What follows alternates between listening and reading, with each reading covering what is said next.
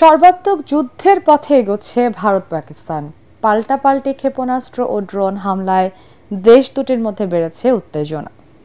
ভারতীয় গণমাধ্যমের প্রতিবেদন বলছে, বৃহস্পতিবার মধ্যরাতে ভারতের জম্মু কাশ্মীর, পাঞ্জাব ও রাজস্থানে যুদ্ধ বিমান, মিসাইল ও ড্রোন হামলা চালিয়েছে পাকিস্তান।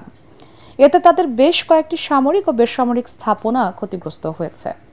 এর জবাবে লাহোর, ইসলামাবাদ ও পাঞ্জাবে হামলা চালিয়ে পাকিস্তানের আকাশ প্রতিরক্ষা ব্যবস্থা ধ্বংসের দাবি করেছে দিল্লি। যদিও এসব অভিযোগ ভিত্তিহীন বলে উড়িয়ে দিচ্ছে ইসলামাবাদ। তাদের দাবি, তথ্য সন্ত্রাস করছে নয়াদিল্লি।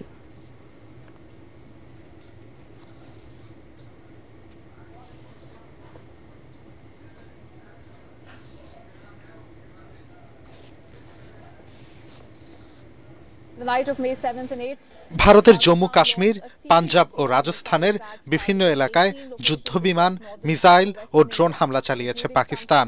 এতে ভারতের 3টি সামরিক স্থাপনা সহ অন্যান্য বেশ কয়েকটি স্থাপনা ক্ষতিগ্রস্ত হয়। নিরাপত্তার জন্য ব্ল্যাকআউট করে দেয়া হয় সীমান্তবর্তী সব এলাকা। বৃহস্পতিবার রাতে ভারতীয় গণমাধ্যমের এমন খবরে বিচলিত হয়ে ওঠে গোটা বিশ্ব। গণমাধ্যমগুলো জানায়, হামলার জবাবে ভারতীয় ক্ষেপণাস্ত্রের আঘাতে লাহোর, ইসলামাবাদ ও পাঞ্জাবে ধ্বংস করে ফেলা হয়েছে পাকিস্তানের আকাশ প্রতিরক্ষা ব্যবস্থা। Lahore and near Sialkot and 2 other locations, Pakistan's air defense systems, the Chinese-made systems, stand neutralized. Bharat একতরফাভাবে ভিত্তিহীন অভিযোগ করছে, নিজেই বিচার করছে এবং প্রমাণ ছাড়া পাকিস্তানের বিরুদ্ধে পদক্ষেপ নিচ্ছে। বৃহস্পতিবার ভারতে পাকিস্তান হামলা চালিয়েছে। ভারতীয় গণমাধ্যমের এমন অভিযোগের প্রসঙ্গে এভাবেই ক্ষোভ জানিয়েছেন পাকিস্তানের সামরিক বাহিনীর গণমাধ্যম শাখার মহাপরিচালক লেফটেন্যান্ট জেনারেল আহমেদ শরীফ চৌধুরী। ভারতের এমন আচরণের সমালোচনা করে তিনি বলেন, ভারত বিশ্বকে নিজের দিকে টানতেই এমন নাটকের মঞ্চায়ন করছে। তবে নিয়ন্ত্রণ রেখা বরাবর শুধুমাত্র ভারতীয় সেনা চৌকিগুলোতে সীমিত পরিসরে হামলা চালানোর কথা স্বীকার করেন তিনি। পাকিস্তান ভারতের ভিত্তিহীন দাবিকে চ্যালেঞ্জ জানায়।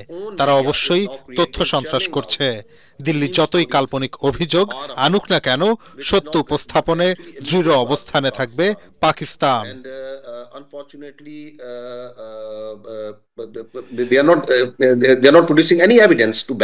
নিজ স্বার্থে দুই দেশের সরকার যতই হামলা পাল্টা হামলা চালাক, প্রকৃতপক্ষে ক্ষতিগ্রস্ত হচ্ছেন ভারত পাকিস্তান সীমান্ত এলাকার সাধারণ মানুষরাই। সন্ধ্যা নামলে তাদের জীবনেও নেমে আসে आतंक। इंडिया की फायरिंग से यहाँ हमारे गांव में बहुत नुकसानात हुए हैं, सब घर डैमेज हुए हैं, सिविलियन आबादी है ये, तो बड़ा नुकसान हुआ है हमारा। मैं यही कहना चाहता हूँ कि डरने की कोई बात नहीं है। आर्मी हमारे साथ है, वो हमारे डट के मुकाबला कर रही है, उनके मुंह तोड़ जवाब दे रही है, तो उनको सिविलियन पे अटैक तो नहीं करना चाहिए था। बॉर्डर पे जो अभी दहशत का माहौल बना हुआ है, तो उस वजह से हम जो बैंकर का सहारा जो है ये रात को लेते हैं। বিশ্ব নেতারা দুই দেশকে শান্তিপূর্ণ সমাধানের আহ্বান জানালেও পরিস্থিতি ক্রমেই যুদ্ধের দিকে এগোচ্ছে। তাদের শঙ্কা, এই সংঘাত শুধু ভারত পাকিস্তান নয়, গোটা দক্ষিণ এশিয়ার স্থিতিশীলতার উপর ফেলতে পারে প্রভাব। জাহিদুল আলম, এটিএন বাংলা।